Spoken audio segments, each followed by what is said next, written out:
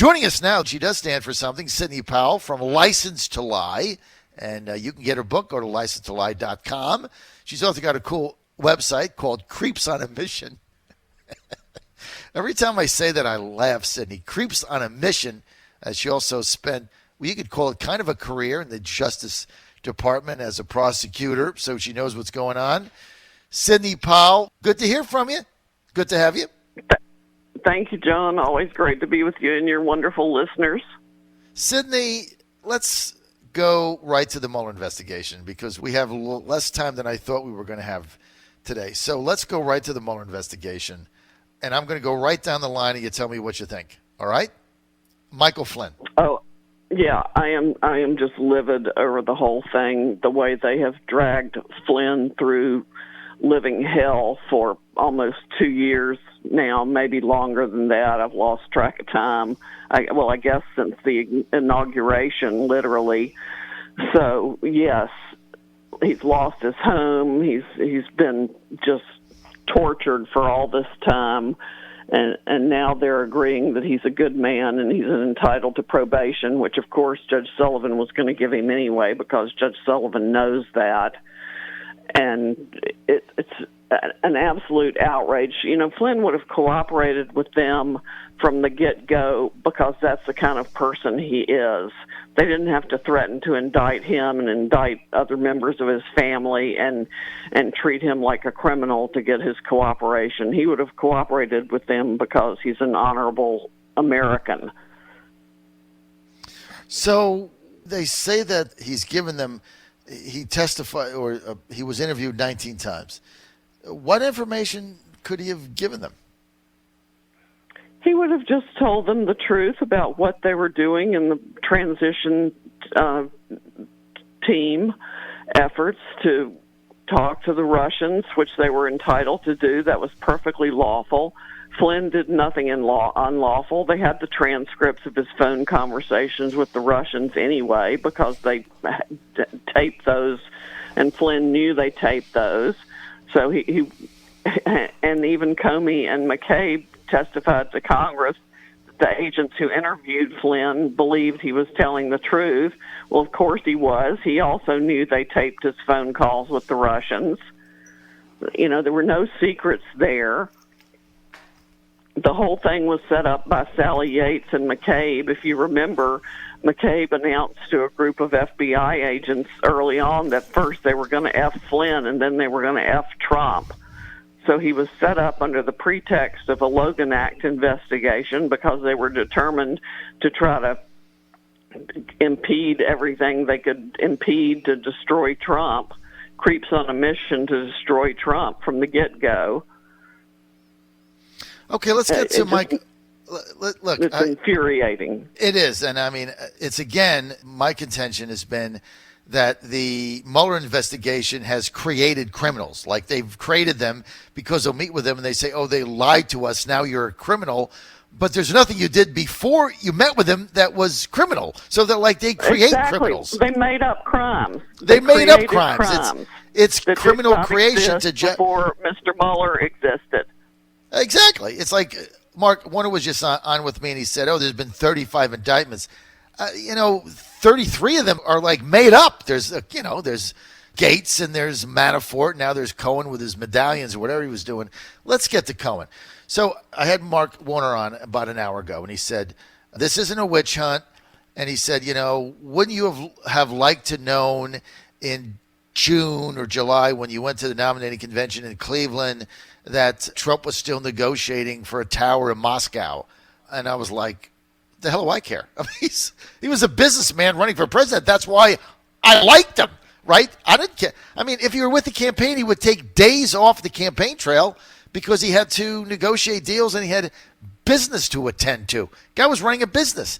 Now, what is Michael Cohen's deal here? I have no idea. I mean, Michael Cohen is just Michael Cohen. It's a sad fact that Trump ever gave him an opportunity to be anything. So you don't really think there's anything there. Like I guess Cohen said he lied to Congress and said he was not negotiating the tower. Now he is negotiating the tower. During when Trump was winning the Iowa caucuses.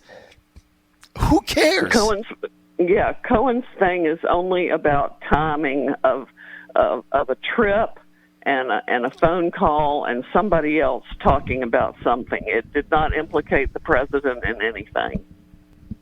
I read the plea agreement. Okay. It implicates the president in absolutely nothing. So 18 months and all these lawyers and $50, $60, $70 million, what do they have?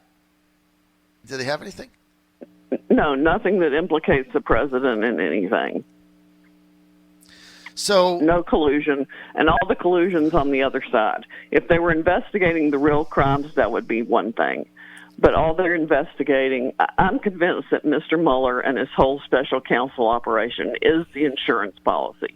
And if we could go back and get text messages between Mueller and Rosenstein and Comey and McCabe themselves inside the whole Justice Department operation for 6 months before the special counsel was put in place, we would probably find that they were talking about Mueller being special counsel long before Mueller was named special counsel. So basically, the insurance policy that Peter Strzok talked about in his text, your contention, Sidney Powell, is this is it? Yes. That it was Mueller being named special counsel to carry on this escapade through as long of Donald Trump's presidency as they could carry it on, to keep him mired in as much uproar and turmoil and investigation as they could possibly carry out.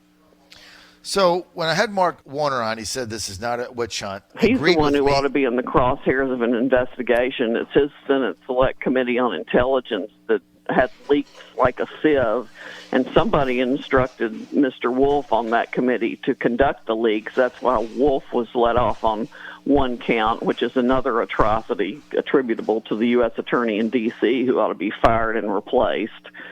And I bet it's Mr. Warner and Mr. Burr who authorized that leak. Okay, let me get this straight. So it's your contention that Warner's committee was part of the leaks. But at the end of the day, right, he said under a month, when the investigation is wrapped up and the document, whatever that is called, the final document is submitted to Congress, and Warner was saying that he agreed that it should be made transparent to the public. So what happens after that? Well, imagine the Democrats are going to be jumping up and down trying to get an impeachment process rolling. And, of course, the House Democrats have already said they're going to try to, continue the Mueller investigation with House committee investigations. Well, they can just knock themselves out with that. I mean, heck, the Republican House couldn't even get documents out of the Republican Department of Justice and FBI. So, like I said, knock yourselves out. Let me get to a quote that I've got from you. I'm just going to read it to you, and then I want you to elaborate on it. You said, James Comey and it appears Robert Mueller as well are willing to engage in illegal acts to win convictions. She stressed, that's you. They convince themselves to believe that someone is guilty of something, and then they end up obtaining any kind of conviction that justifies whatever needs to be done to get their conviction. You said Bahara, which is Pete Bahara, James Comey, and Mueller. You said all three are far too political and have great powers of rationalization. Some have called them dirty cops. Elaborate on that. Yes, they're and all are, buddies of Andrew Weissman, who is Mueller's. People have called him Mueller's pit bull. He's the lead villain of my book, License to Lie. And as soon as Mueller hired him for this special prosecutor's operation, I knew there was no hope for finding truth in it at all, because Weissman has literally made up crimes out of whole cloth by piecing together parts of different statutes to make a crime out of something that wasn't. They hide evidence that's favorable to the defense. We've already seen examples of that. in these cases, and they put together their theory of a prosecution without regard to the true facts while they hide the evidence of the truth. So, yeah, they'll do anything to win. And that's as dirty a cop as I can imagine. Hide the truth, put together your own version of what you want it to be, and convict somebody. You believe they have just had a history of this over a long period of time? Absolutely. We're with Sidney Powell. She's the author of License to Lie. You can get her book, License to Lie, at licensetolie.com. She's got her own website for that. You also want to go to her website, Creeps on a Mission, which kind of she summarizes this whole thing in this Mueller witch hunt that keeps going on.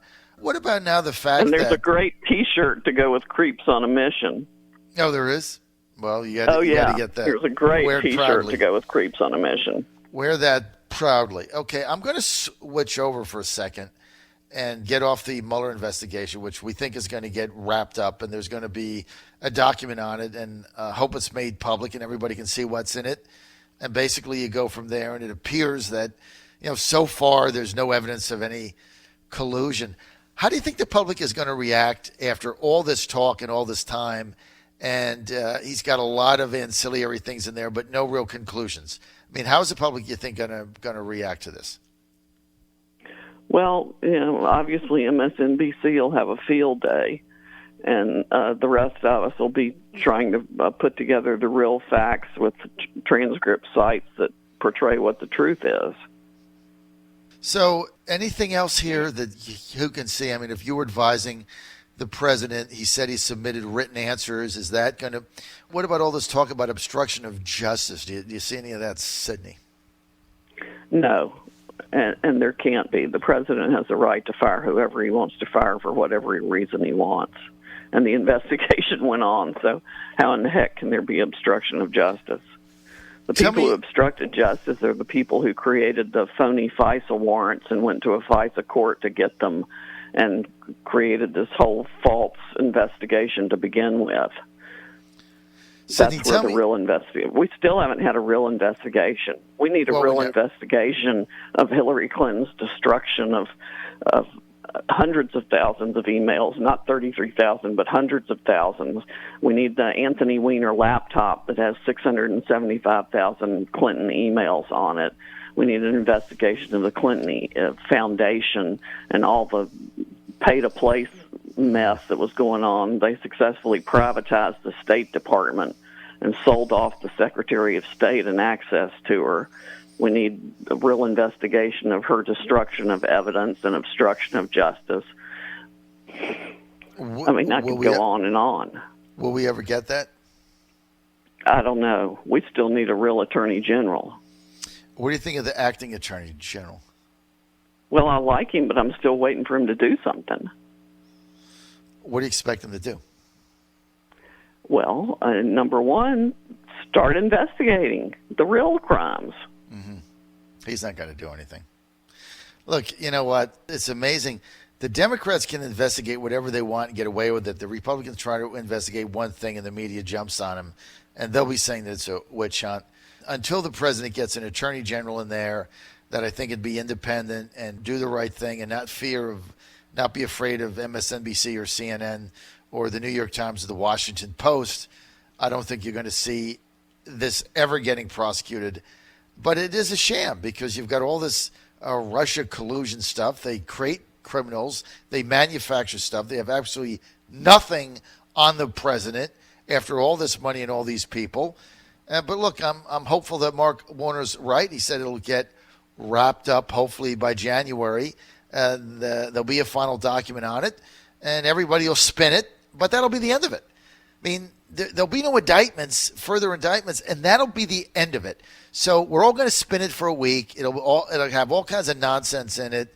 And, the CNNs of the world will say, see, we told you. Nobody's going to care, but it'll be over. And then we can move on to something meaningful. That's what I predict happens. I hope you're right. We're out of time. Get Sidney's book. Go to licensetolie.com, licensetolie.com. Buy her T-shirt. It's cool. Creepsonamission.com.